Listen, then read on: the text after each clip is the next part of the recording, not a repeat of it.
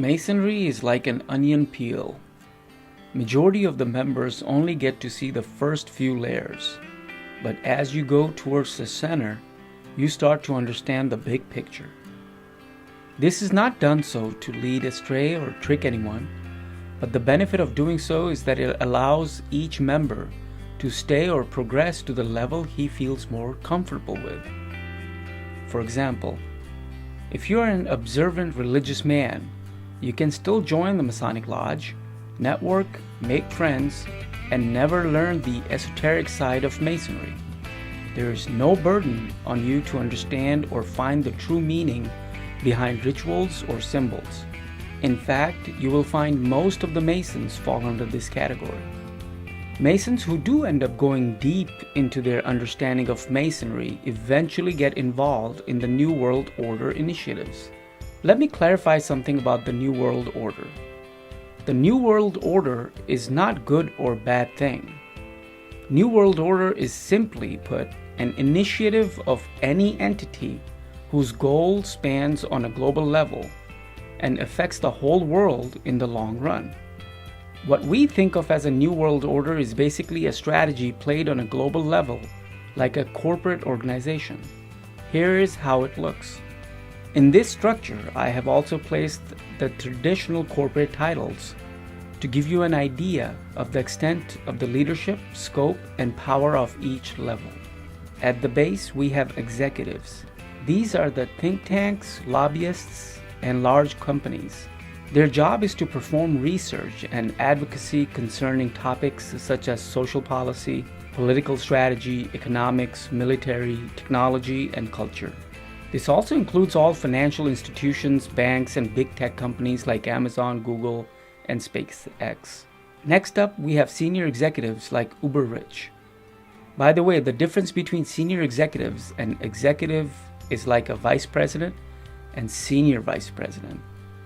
In my experience, I have seen rich individuals operate on this level while their companies on the base level.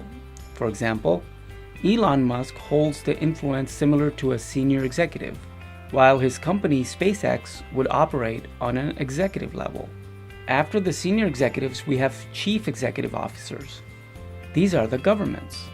The governments mainly enforce agendas given to them by their think tanks, committees, lobbyists, and companies. And finally, on the top of this pyramid is the board.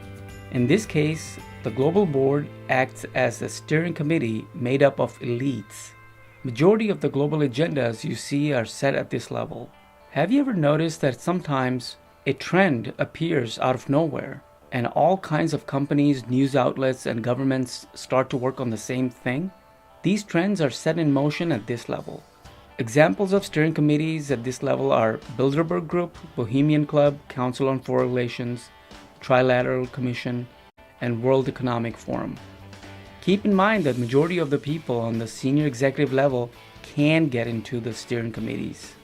So what this has to do with Freemasonry or anything else accessible to common individuals? What is the point? What I explained so far are only a bunch of very powerful people. One thing they all have in common is that they don't do the work themselves. They need people, a force of individuals who can help them achieve their goals. They have money to spend. All they need is human power. And this is where Freemasonry and other groups come in. Think about it for a second. Let's say you open up a business and now you're looking into hiring employees. The very first thing you will do is make a profile of an ideal employee. And depending on the complexity of the job, you may even be picky about the kind of education or schools you're looking for in an ideal candidate. In the same way, organizations and groups that deal with the world initiatives have an idea of the kind of person they need.